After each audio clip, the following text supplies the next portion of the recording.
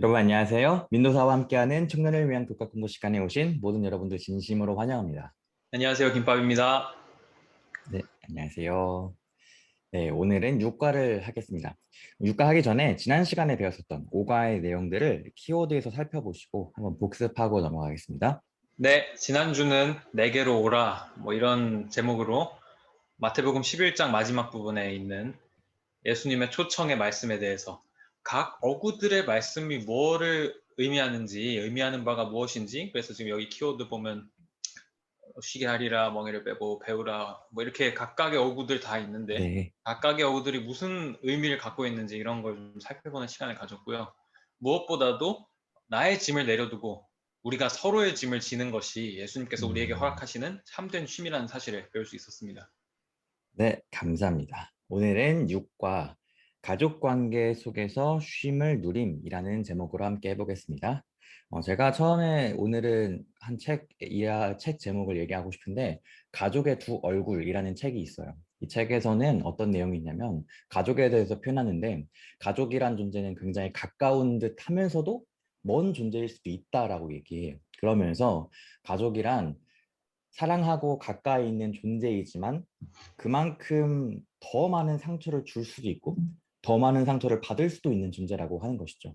그리고 거리가 멀어질 수도 있고 뭐 가까워질 수도 있고 뭐 부모 자식 관계도 늘 존경하고 뭐 보듬어 주고 사랑하는 관계가 되어야 하지만 현실의 가족들을 보면은 이 책에서 말하는 것과 같이 수많은 갈등과 수많은 문제들이 있다는 것을 우리가 잘 알고 있을 것 같아요. 그리고 가장 가까운 관계에서 그 가족 관계에서 생겼었던 상처 혹은 부모님들이 가지고 계신 안 좋은 모습들을 대물림하는 그런 끊어지지 않는 뭔가 뭐랄까요, 메비우스의 띠처럼 끊어지지 네, 않는 그런 모습도 우리가 많이 볼 수 있죠. 또 생후에 3년 정도면은 부모님과의 애착 관계가 형성이 되는데 그때 형성된 애착 관계가 거의 일생을 좌우한다라고 얘기할 정도거든요. 그만큼 영향이 큽니다. 그래서 좋은 가족 관계는 굉장히 중요하죠.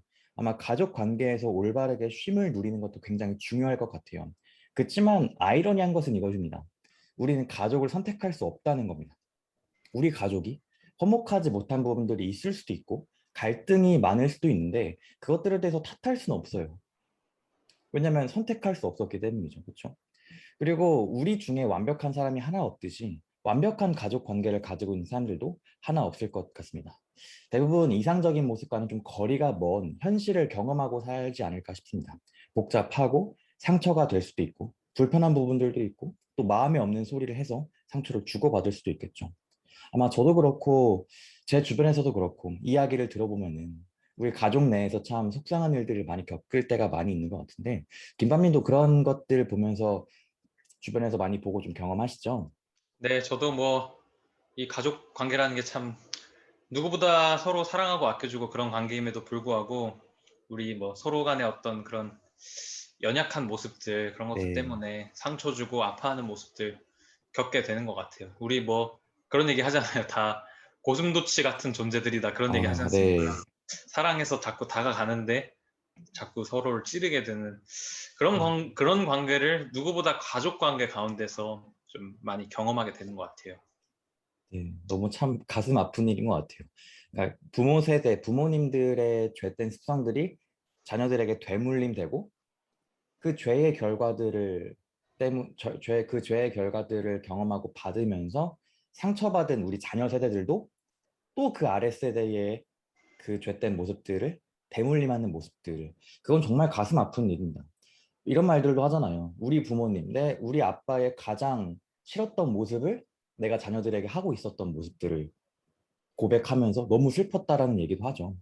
오늘 우리는 이 교과의 제목처럼 어떻게 하면 이 가족 관계 내에서 참된 쉼을 경험할 수 있을까요? 이번 주는 성경에서 가장 다사다난했었던 가족사라고 얘기할 법한 요셉의 이야기들을 통해서 이야기를 살펴보겠습니다.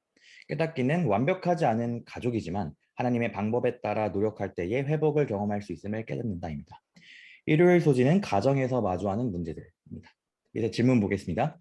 요셉의 가문에는 어떤 문제들이 내려오고 있었는지에 대해서 질문해 보고 싶어요. 요셉은 아브라함과 이삭과 야곱으로 이루어졌었던 하나님이 선택하셨던 민족이었죠. 그리고 하나님이 선택하셨던 그 민족에는 어떤 문제가 있었을지 우리가 알고 있는 것들을 한번 나눠보도록 하겠습니다. 네, 우리 뭐 밑에 잘 정리가 되어 있습니다. 이 가족 대대로 이 3대에 걸쳐서 이 많은 일들이 있었는데 아브라함, 이삭, 야곱 이렇게 나눠서 여러 가지 있었죠. 뭐 일부 다처들 이런 것도 있었고 장자권 때문에 경쟁하는 이야기들, 편애하는 이야기들 뭐 대대로 있었고요. 또 뭐 외면받고 집착하고 또 다시 일부 다처. 그리고 이제 사랑받는 사람들은 사랑받는 사람 나름대로의 문제를 가지고 있고 사랑받지 못하는 네, 사람들은 그 사람들 나름대로의 문제를 가지고 있는 형제들 간의 그런 문제들, 야곱의 자식들 가운데서 그런 것들이 있었고요. 이런 모든 이 지금 1번에서 10번까지 나오는 이런 것들이 이 요셉 아브라함부터 이어져 내려오는 이 아주 이 믿음의 가문에 산재하고 있었던 문제들이라고 할 수 있겠습니다.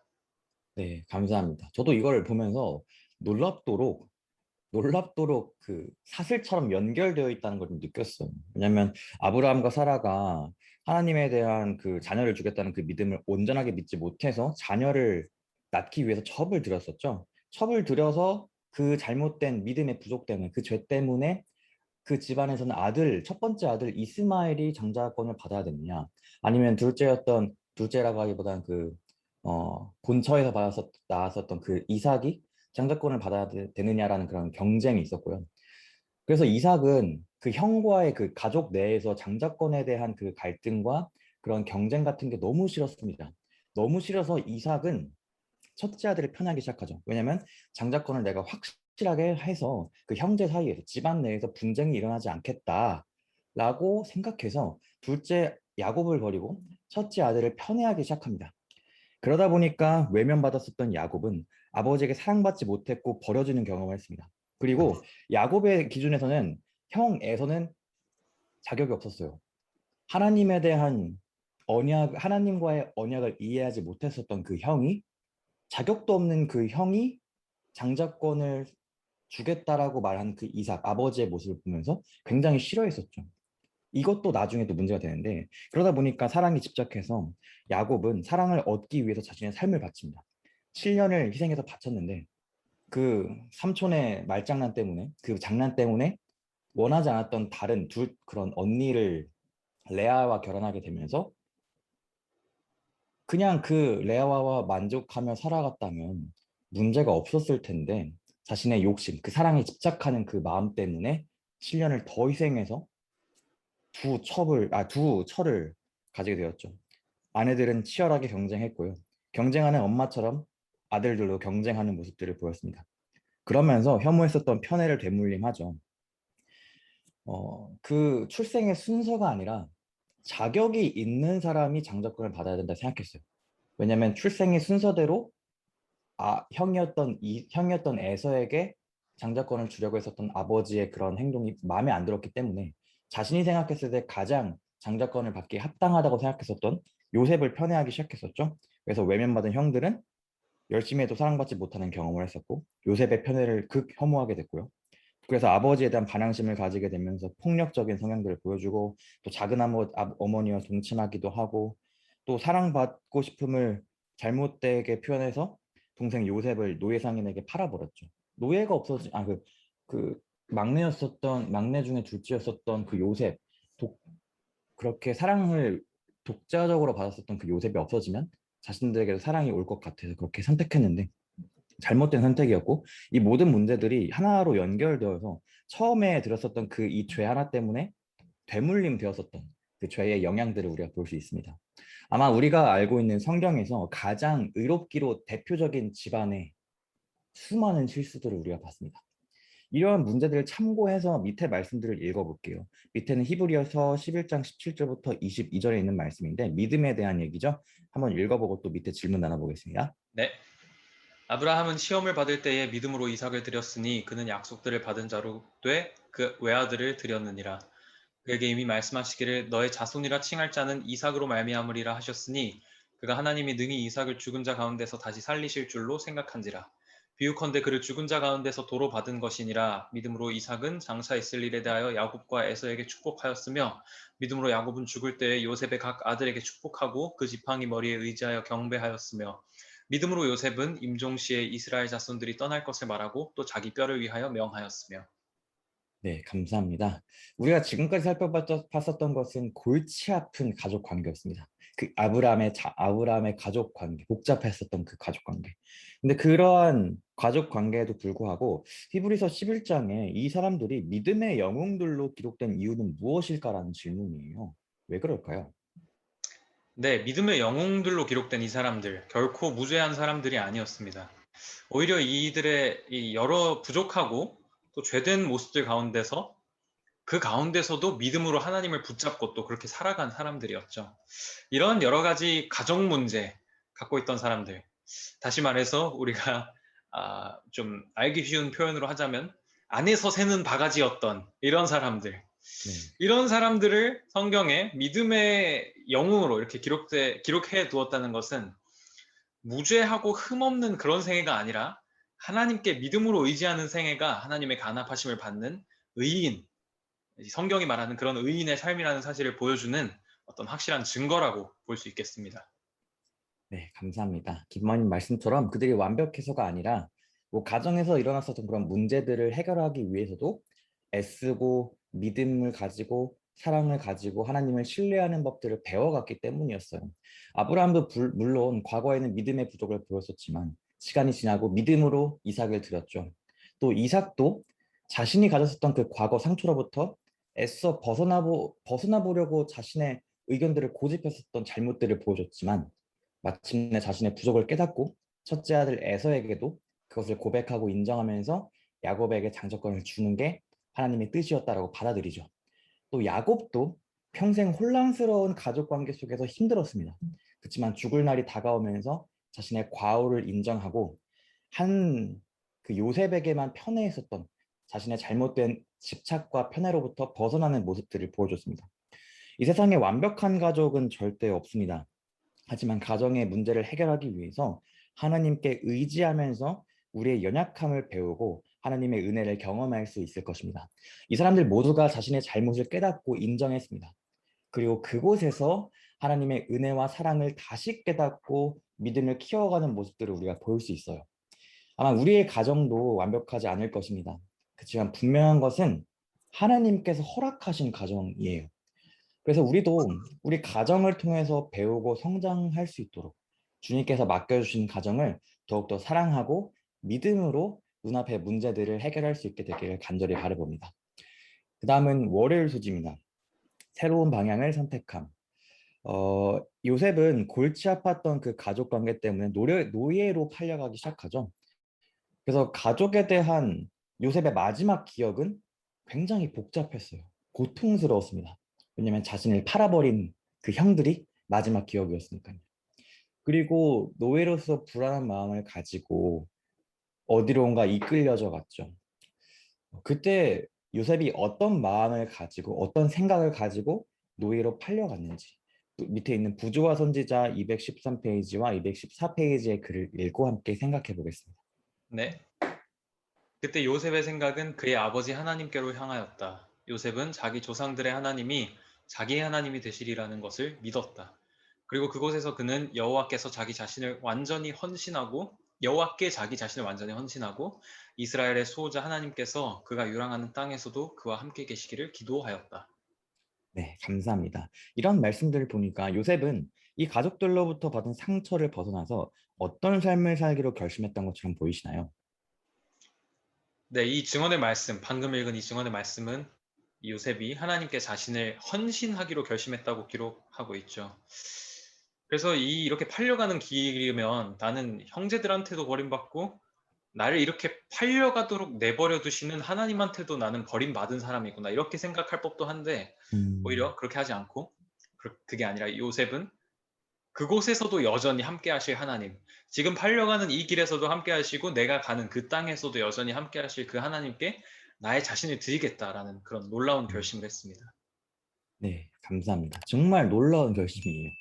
가족들에게 버림을 받았고 엄청난 상처를 받았지만 그 피해 의식 가운데에서 머물지 않기로 선택합니다. 하나님을 전적으로 따르겠다고 했었던 그 개인적인 결심을 통해서 마음의 위로를 경험하고 힘을 얻고 그가 경험했었던 그 상처가 되었었던 그 관계적인 문제로부터 쉼을 얻고 새로운 시작을 할 수 있었던 것이었죠. 요셉은 자신이 가정에서 겪었었던 그 상처들로 야기가 되었던 그 문제들을 해결하기 위해서 마냥 기다리지 않았습니다. 다시 형제들을 만나서 형들을 만나가지고 허심탄회하게 얘기하고 그 사람들의 그 형제들의 사과를 받기까지 기다리지 않았습니다. 요셉은 하나님과 대화를 하면서 점차 그 상처를 위로받게 되었고 그 상처를 위로받음 가운데에서 용서할 수 있게 되었어요. 이 이야기에 대해서는 다음 시간에 조금 더 이야기하겠습니다. 아마 우리에게도 이러한 부분들이 굉장히 중요하지 않을까 싶어요. 무뚝뚝하신 부모님에게 사랑을 표현받지 못했거나 아니면 동생만 편애하고 첫째라고 모든 것들을 희생당해 있었던 상처가 있을 수도 있고 뭐 나보다 더 외적으로 예쁜 언니한테만 사람들이 외모에 대한 칭찬을 해서 나는 외모에 대한 자격지심을 갖게 될 수도 있고요. 또 주변에 가까운 사람들에게 상처받고 사람들에 대한 신뢰가 떨어져서 쉽게 마음을 열지 못하는 회피적인 태도를 가질 수도 있겠죠. 아마 이것들이 정말 우리 주변에서 흔히 찾아볼 수 있는 것들입니다. 우리 이런 모든 것들이 가족이나 우리 정말 가까운 사람들과의 관계 속에서 그 죄된 품성으로 포장된 그릇된 사랑 때문에 형성된 것들이죠. 우리가 이런 것들을 해결하기 위해서 우리에게 상처 준 사람들이 먼저 우리를 사과하러 올 때까지 기다리는 것이 답이 아니라는 것을 우리는 이 월요일 소지를 통해 좀 알 수 있을 것 같아요. 요셉은 그것보다 더 본질적인 회복을 경험했는데 그것이 바로 그리스도 안의 쉼이었습니다. 하나님 안에서 해결을 할 수 있었고 이러한 선택이 월요일 소재 제목처럼 요셉의 삶의 새로운 방향을 이끌게 만들었고 그런 새로운 방향을 선택한 것이 새로운 변화와 새로운 결과들을 맞이하게 되었죠. 그다음 화요일 소지를 보면은 건강한 수용성입니다. 사실 원래 제목은 진정한 자존감 찾기예요. 근데 자존감이라는 것이 사실은 그리스도인의 가치관과는 조금 맞지 않는 부분들이 있을 수 있기 때문에 제가 임의대로 좀 바꿨습니다. 대부분 요셉 이야기는 알고 계시기 때문에 다들 배경 지식이 있다는 전제하에 질문을 해보고 싶어요. 요셉이 아버지 밑에 있을 때와 노예로 살았을 때에 자기 자신에 대한 인식은 어떻게 달랐을까요? 라는 질문입니다. 어떻게 좀 생각하시나요? 네, 아버지 아래에 있을 때는 형들보다 더욱 사랑받는 그런 귀한 아들이었죠. 아마 그렇기 때문에 상대적인 가치로 자신을 평가했을 겁니다. 우리 엄마는 다른 부인들보다 우리 아빠한테 그렇죠. 사랑받고 나는 다른 형들보다 또 우리 아빠한테 사랑받으니까 나는 특별한 존재가 분명하다. 이런 어떤 상대적인 가치로 생각을 했겠죠. 노예가 된 이후에는 또 상황이 달랐습니다. 아무리 자기가 집에서 총애를 받는 존재였다고 하더라도 가정 총무까지 되었지만 그럼에도 그는 한낱 노예에 불과했던 거죠. 자기 주인들이나 주인 주변 사람들, 그런 자유인들에 비교하면 자기는 그냥 소모품에 지나지 않았던 또 음. 그런 어떤 상대적인 가치, 그런 것들을 아마 볼 수 있지 않았을까 생각합니다. 네, 김밥님께서 잘 말씀해 주셨습니다.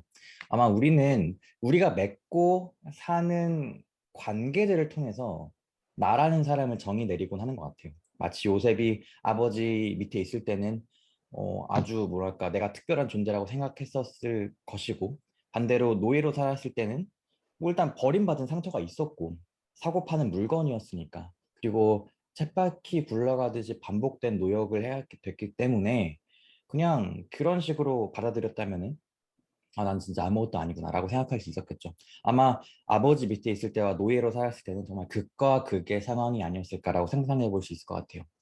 근데 만약 우리가 생각해 보는 것처럼 이렇게 주변 사람들의 평가나 주변 사람들의 인식에 의해서 나의 가치를 찾고 나 자신을 정의 내리기 시작한다면 아마 아주 혼란스러운 삶이 될 거예요. 왜냐하면 모든 사람들이 날 좋아할 수 없고 항상 내가 잘할 수 없기 때문이죠. 그래서 우리는 우리 자신을 인식하고 받아들일 때에 우리의 현재 모습이나 역할에서가 아니라 하나님께서 나를 어떻게 바라보시며 나를 어떻게 생각하는가에서 찾아봐야 됩니다. 왜냐하면 하나님은 우리에 대해서 변함없는 인식과 변함없는 시선으로 우리를 바라봐 주시기 때문입니다. 그렇다면 하나님께서는 우리 개개인을 어떻게 바라보실까요? 라는 질문이에요. 밑에 말씀을 한번 읽어보고 생각해 보도록 하겠습니다. 네, 요한일서 3장 1절부터 2절입니다. 네. 보라, 아버지께서 어떠한 사랑을 우리에게 베푸사 하나님의 자녀라 일컬음을 받게 하셨는가? 우리가 그러하도다. 그러므로 세상이 우리를 알지 못함은 그를 알지 못함이라. 사랑하는 자들아, 우리가 지금은 하나님의 자녀라. 장래에 어떻게 될지는 아직 나타나지 아니하였으나 그가 나타나시면 우리가 그와 같을 줄을 아는 것은 그의 참 모습 그대로 볼 것이기 때문이니. 네, 감사합니다. 하나님은 우리를 어떻게 바라보고 계실까요? 네, 하나님은 우리를 자녀로 또 사랑받는 아들이요, 딸로 그렇게 여기십니다. 감사합니다. 하나님은 우리가 상상할 수조차 없을 만큼 큰 사랑으로 우리를 자녀라고 일컬어 주십니다. 우리는 변함없는 이 하나님의 사랑의 근거에서 우리 자신을 받아들여야 합니다. 이것이 가장 올바른 자기 수용의 방법이에요. 그리스도의 십자가는 우리가 얼마나 하나님께 귀하고 가치 있는 존재인지를 알려주고 있는 것이죠. 이렇게 우리가 하나님의 시선에서 우리를 생각할 때에는 우리가 건강하게 우리 자신을 인식하고 자기 자신을 수용할 수 있는 것이죠. 하나님이 보시는 있는 그대로를 받아들이는 것입니다. 지금은 화요일 소지를 하고 있는데 우리가 월요일 소지에서 요셉이 완전 새로운 생각을 가졌었잖아요. 요셉이 완전히 새로운 생각들을 가지고 새로운 인생의 방향을 선택하기로 선택했습니다. 먼저 하나님 안에서 자신의 문제를 해결하기로 선택했을 때에 가장 먼저 보여줬었던 변화가 상황에 굴복하지 않는 것이었습니다.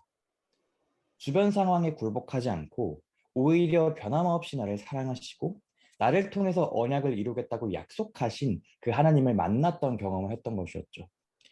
우리도 마찬가지로 세상이 나에 대해서 무엇이라 평가하든지와 상관없이 하나님이 나를 귀한 존재로 삼았다는 그 사실에 용기와 위로를 가질 수 있었으면 좋겠습니다. 그래서 우리가 건강한 자기 자신에 대한 수용성을 가질 수 있었으면 참 좋겠습니다. 그 다음은 행하기입니다. 우리가 맺고 살아가는 모든 관계 속에서 성경이 제시하는 원칙을 실천한다라는 제목입니다. 수요일 소지는 하나님의 방법으로 관계 맺기입니다. 이렇게 하나님을 따르기로 선택했었던 요셉의 삶에 변화가 찾아왔습니다. 건강한 자기 수용이 가능해지니까 기존에 이삭이라는 할아버지로부터 시작해서 가족들이 계속해서 경험했었던 피해 의식이나 죄된 대물림 같은 것들이 요셉의 삶에서는 사라지기 시작했어요.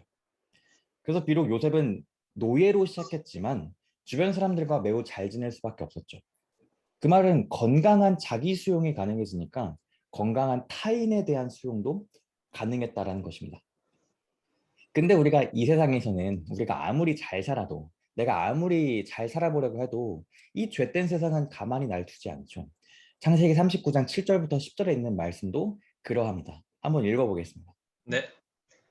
주인의 아내가 요셉에게 눈짓하다가 동침하기를 청하니 요셉이 거절하며 자기 주인의 아내에게 이르되 내 주인의 집안의 모든 소유를 간섭하지 아니하고 다 내 손에 위탁하였으니 이 집에는 나보다 큰 이가 없으며 주인이 아무것도 내게 금하지 아니하였어도 금한 것은 당신뿐이니 당신은 그의 아내임이라. 그런즉 내가 어찌 이 큰 악을 행하여 하나님께 죄를 지으리이까. 연이 날마다 요셉에게 청하였으나 요셉이 듣지 아니하여 동침하지 아니할 뿐더러 함께 있지도 아니하니. 네, 감사합니다. 이 말씀을 보니까 요셉은 어떤 문제에 직면했고 그 상황을 어떻게 대처했다고 좀 볼 수 있을까요? 네, 뭐 일단 문제는 보디발의 아내가 성관계를 갖자고 그렇게 요구를 했던 네, 것이죠. 이건 이제 평등한 관계 속에서 이루어진 그런 제안이 아니었잖아요. 네, 그렇죠. 요즘 말로 하자면 뭐 정치권 뉴스 같은 데서 접할 수 있었던 그런 건데 위계에 의한 성폭력 뭐 이런 것들을 어쩌면 시도했다고 볼 수 있지 않을까 뭐 그런 생각을 해봤습니다. 근데 요셉은 이런 상황을 마주하면서 내가 이걸 거절하면 내가 어떤 불이익을 당할지 이런 걸 생각한 게 아니라 내가 음, 이런 일을 저지르면 내 주인인 보디발이 어떨지 그리고 내가 이렇게 행함으로써 하나님께 내가 어떤 죄를 짓게 되는 것인지 이런 것들에 요셉은 집중했습니다. 네. 결과가 나한테 어떤 결과를 가져다 줄 것인지가 아니라 이웃과 음, 하나님에게 어떤 결과를 가져다 줄 것인지 이런 것에 따라서 판단을 했다는 것이죠. 그런 의미에서 요셉은 우리가 지난 여러 과들을 통해서 이야기했던 계명의 정신에 따라서 이웃을 사랑하고 하나님을 사랑하는 그 원칙에 입각해서 그렇게 행동했다고 말할 수 있을 것 같아요. 너무 감사합니다. 잘 정리해 주셨습니다. 요셉이 만약에 그 제안을 받아들이지 않았다면 김밥님 말씀처럼 뭐 큰 피해를 볼 가능성이 농후했음에도 불구하고 성경적인 원칙을 적용했죠. 유혹에 빠지지 않기로 선택했고 그 거절하는 과정도 매우 젠틀하고 품이 있었습니다. 아마 그러한 모습 때문에 보디발은 더더욱 요셉에게 빠졌을지도 모르겠어요. 아마 우리도 일방적으로 그리고 지속적으로 우리를 괴롭게 하는 사람들을 분명히 만나게 될 것 같아요. 근데 그 사람들이 만약에 직장 상사라면 그나마 다행이에요. 왜냐면 집에 가면 보지 않아도 되잖아요. 근데 만약 그게 우리 집에 있다면, 가족 어, 중에 있다면 그게 얼마나 괴로울까요? 그 괴롭힘에 반응하고 더 부딪혀서 막 싸우고 이기려고 한다면 아마 그 불행과 슬픔은 더욱더 커질 것 같아요. 그럴 때일수록 우리가 성경적인 원칙을 더욱더 바라봐야 할 것 같습니다. 밑에 있는 마태복음 5장 43절부터 48절에서는 이렇게 말씀하고 계시죠. 내 이웃을 사랑하고 내 원수를 미워하라 라고 하시면서 그들을 위해 기도하라고 말씀하시고요. 또 하나님이 그 해를 악인과 선인에게 비추시며 비를 의로운 자와 불의한 자에게 내려주신 것처럼 어, 하나님께서 하시는 것처럼 우리도 우리에게 의롭게 대하든지 불이하게 대하든지 간에 동일하게 사랑을 베풀라고 얘기하고 계시는 이 말씀들을 볼 수 있죠. 그래서 우리가 모든 관계 속에서 성경적인 원칙을 적용하는 것이 어리석은 것처럼 보일 수 있어요. 그렇지만 말씀의 근거에서 하나님께 영광을 돌리며 사는 것이 우리에게 큰 축복이 된다는 것을 우리가 알 수 있죠. 요셉도 그렇게 살았습니다. 요셉도 분명히 어리석은 것처럼 보였을 수 있겠지만 말씀의 근거에서 하나님께 영광을 돌리면서 그 계명의 정신의 근거에서 행동했었던 그 선택, 그러한 올바른 선택이 하나님께 굉장히 큰 영광을 돌릴 수 있었고 그 이후에 엄청난 축복으로 다가온다는 것을 우리가 알 수 있을 것 같습니다. 그다음 마지막 소지는 일상에서 경험하는 대쟁투입니다. 질문으로 먼저 시작해 보고 싶은데 유혹 사건을 성경의 원칙대로 행했었던 요셉에게 어떠한 결과가 찾아왔는가라는 질문입니다. 어떤 결과가 찾아왔죠? 네, 원래 노예였는데 노예보다 못한 상태, 죄수가 돼버렸습니다. 감옥에 갇히게 돼버린 거죠. 맞습니다. 노예보다 못한 상태가 돼서 감옥에 갇혀서 이렇게 언제 빠져나올지도 모르는 뭐, 뭐 몇 년형 그런 것도 아니고요. 그냥 감옥에 들어갔습니다. 뭐 죽을 때까지 있었을 수도 있었겠죠. 고통받고요. 이 세상에서의 삶은 우리가 생각하는 것처럼, 우리가 바라는 것처럼 공정하지 않습니다. 선한 일을 했다고 해서 항상 보상을 받는 것도 아니고, 악한 일을 했다고 해서 즉시 벌을 받는 것도 아닙니다. 근데 우리가 이 요셉의 이야기를 통해서 희망을 가져야 되는 것은 이건 것 같아요. 창세기 39장 21절에 이렇게 하나님이 말씀하시죠. 하나님의 말씀에 순종했었던 요셉에 대해서 여호와께서 요셉과 함께 했다라고 기록하고 있습니다. 요셉은 비록 감옥에 갇혀서 다시 한번 고통을 받았지만 하나님이 함께 하심으로 인하여서 그곳에서도 쉼을 찾을 수 있었어요. 어쩌면 감옥에 들어가기로 되었을 때에 나 자신에게 일어났었던 그런 불공정하고 억울한 상황을 곱씹으면서 하나님을 원망하고 하나님을 떠나기로 선택할 수도 있었어요. 하지만 요셉은 그렇게 하지 않음으로써 승리했습니다. 우리가 이 땅에서 맺고 살아가는 관계들은 오랜 세월 동안 하나님과 사탄 사이에 이어져 왔었던 대쟁투의 모습을 반영한다라고 교과는 설명하고 있어요. 그러면서 이러한 요셉이 겪었었던 일이 단순히 인간적인 관계에서 맺어지는 것이 아니라 그 이상 하늘의 전쟁과 같은 것이라고 얘기하는 것인데 이 이야기에 대해서 에베소서 6장에 있는 이 말씀들을 보면서 조금 더 얘기해 보겠습니다. 에베소서 6장 1절부터 여기 9절까지 있는 말씀을 먼저 읽고 나눠보겠습니다. 네, 자녀들아 주 안에서 너희 부모에게 순종하라 이것이 옳으니라. 내 아버지와 어머니를 공경하라 이것은 약속이 있는 첫 계명이니 아비들아 너희 자녀를 노엽게 하지 말고 오직 주의 교훈과 훈계로 양육하라. 종들아 두려워하고 떨며 성실한 마음으로 육체의 상전에게 순종하기를 그리스도께 하듯 하라. 상전들아 너희도 그들에게 이와 같이 하고 위협을 그치라. 네, 감사합니다. 이 말씀들은 인간관계 안에서 우리가 마땅히 보여야 하는 모습들에 대해서 지금 모델링 해주고 있는 것 같아요. 근데 이 말씀들이 그냥 단순하게 보면 우리가 사람들에게 잘해야 되는구나.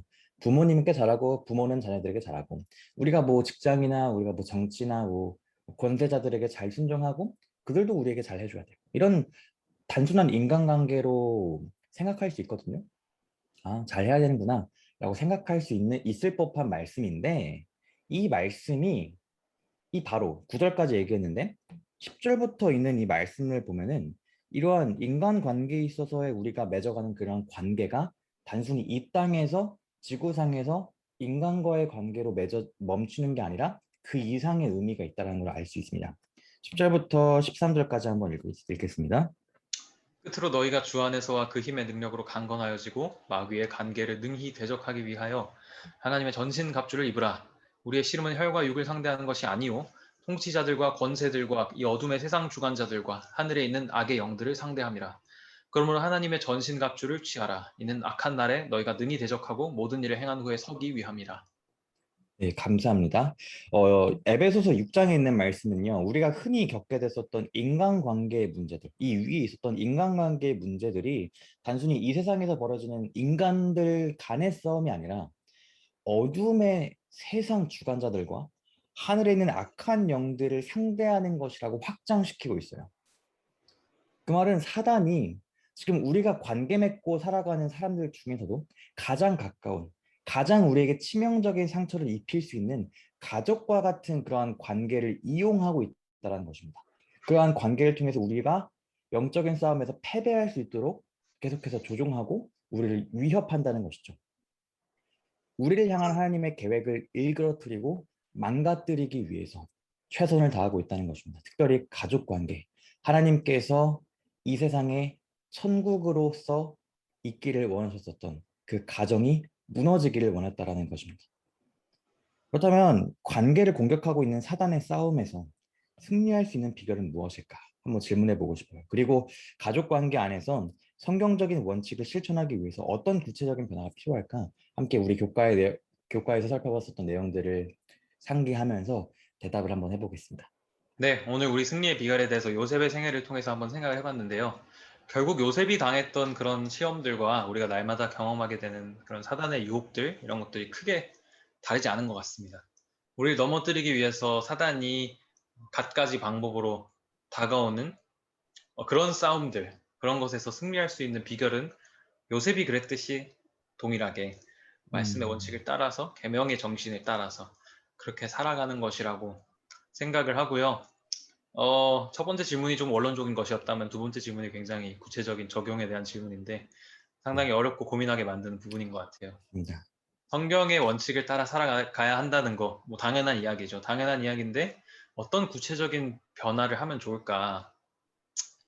어, 제가 그냥 한번 나누어 보고자 하는 생각은 작은 것 하나부터 실천할 수 있으면 좋겠다는 생각입니다. 네, 예를 들면은 부부 관계에서든 부모 자녀 관계에서든 늘 부딪히는 같은 문제들이 있을 거란 말이에요.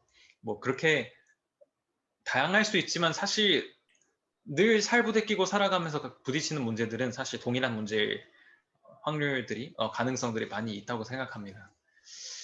뭐 예를 들어 보자면 한쪽은 늘 뾰족하게 말해서 그게 음, 문제고 다른 한쪽은 그런 뾰족한 말들을 들을 때 쉽게 분노해서 그렇게 싸움이 늘 일어난다고 한번 가정을 해본다면 양쪽 다 성경의 원칙에 따라서 늘 뾰족하게 말하는 사람은 말씀대로 유순한 말을 사용하는 그런 어떤 권면들, 잠언의 권면들 그런 것들을 생각해 볼 수 있을 것이고 네, 또 늘 화를 불같이 내는 그런 분이 계시다면 그런 분은 노하기를 더디하는 그런 어떤 성경의 권면을 한번 쫓아보기로 결심을 하면서 그걸 실천하기 위해서 작은 것부터 바꿔 나갈 수 있다는 것이죠. 그래서 어떤 이런 살아온 방식, 내가 말하고 행동해온 그런 방식들을 갑자기 바꾼다는 게 뭐 결코 쉬운 일이 아니기 때문에 아닐 것이 분명하기 때문에 이런 작은 실천 하나라도 우리가 노력하면서 하나님께 기도하고 도우심을 간구하면서 무엇보다 그렇게 이루어 나가면 좋지 않을까 생각을 해봅니다. 네, 감사합니다. 우리는 이 말씀과 같이 홀로 이 싸움에서 남겨지지 않았습니다. 하나님께서 그분의 능력으로 강건하게 하시겠다고 약속했었죠. 하나님이 요셉과 함께 하셨던 것처럼 하나님이 우리와도 우리에게 전신갑주를 주기로 약속하셨고 그 전신갑주로 인하여서 그 싸움에서 이길 수 있도록 사단이 틈타지 못하게 지켜주시고 보호하실 것이라고 약속했습니다. 우리는 비록 오늘도 관계로 인해서 상처받고 고민할 수도 있겠지만 우리와 함께 하시는 하나님 앞에서 우리의 모든 짐을 다 내려놓고 성령의 인도하심을 받아서 그 약속된 승리를 꼭 경험했으면 좋겠습니다. 아멘. 저도 되게 생각해 봤는데 구체적인 방법 참 어려운 것 같아요. 제일 먼저 생각났던 건 이거였어요. 우리가 그래서 가족 예배를 함께 드리면은 좀 좋지 않을까 싶은 생각이 들었거든요. 근데 이것도 생각해 보니까 만약 가족 관계가 좀 안 좋다면은 나한테는 원수처럼 내가 미워하는 사람이었는데 갑자기 어느 순간 천사 코스프레 하는 것처럼 먼저 다가와서 우리 같이 예배 드려보지 않을래? 이렇게 얘기하는 것도 되게 웃겨요. 물론 그게 가능하다면은 우리 가정 내에서도 함께 깊은 신앙의 경험을 위해서 예배 드리고 하는 것도 좋겠지만 그게 어렵다면은 일단 내가 먼저 변화된 모습을 가지고 그 사람을 대해야 되지 않을까 싶다는 생각이 좀 들었어요. 내가 그 사람을 비록 이해하지 못하고 그 사람의 행동이나 반응이 좀 답답하고 납득이 되지 않을지라도 일단 내가 먼저 변화하기를 선택하고 내가 먼저 기도하면서 달라진 태도를 가지고 그 사람에게 나아갈 때에 그 사람도 시간을 두고 마음을 천천히 열 수 있지 않을까 싶은 생각이 좀 들었습니다. 저의 이런 조심스러운 그런 구체적인 좀 적용을 좀 생각해 봤었고요. 이제 마지막 마무리하면서 결론을 읽고 마치겠습니다. 네. 문제 많은 가정에서 태어난 요셉은 집안 대대로 이어져 내려오는 어려움을 피할 수 없었습니다.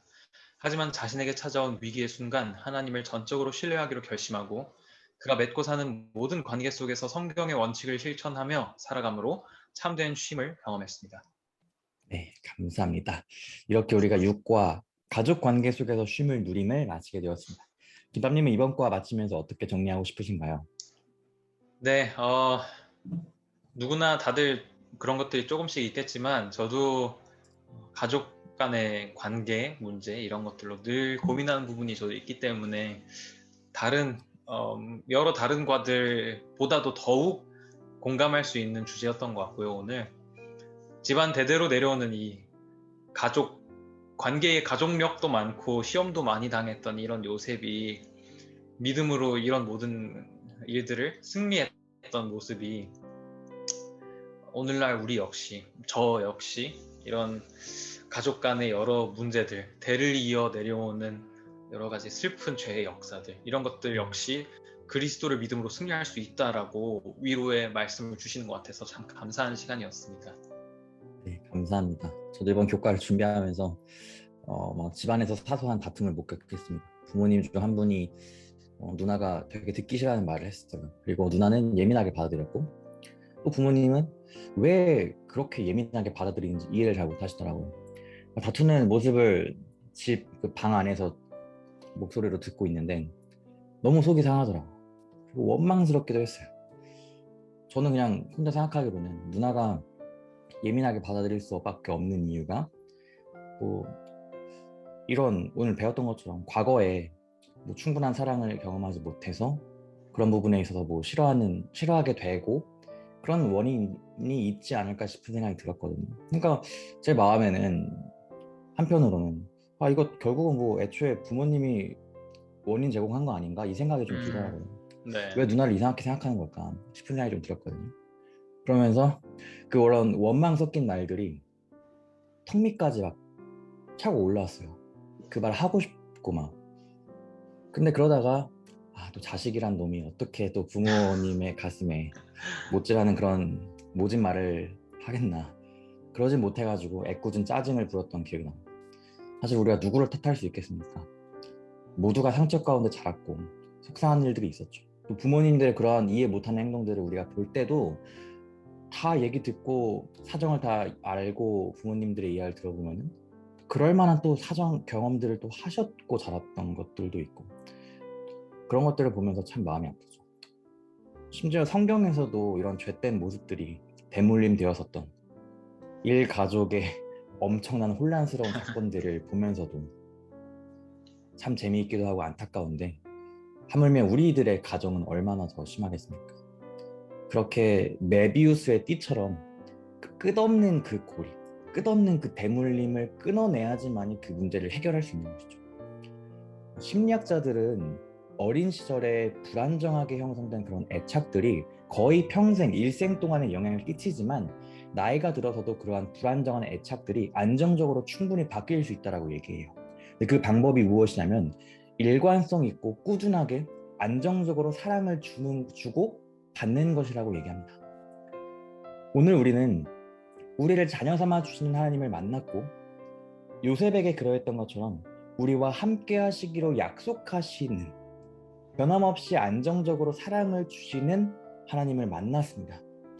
오늘 우리가 요셉처럼 우리의 죄된 대물림을 끊어낼 수 있는 힘을 주시기로 약속하신 우리 아버지 하나님을 만나고, 하나님 안에서 참된 힘을 경험하여서 하나님께 사랑받는 존재임을 받아들임으로써 건강한 자기 수용과 타인의 수용을 경험할 수 있게 되기를 간절히 소망해 봅니다.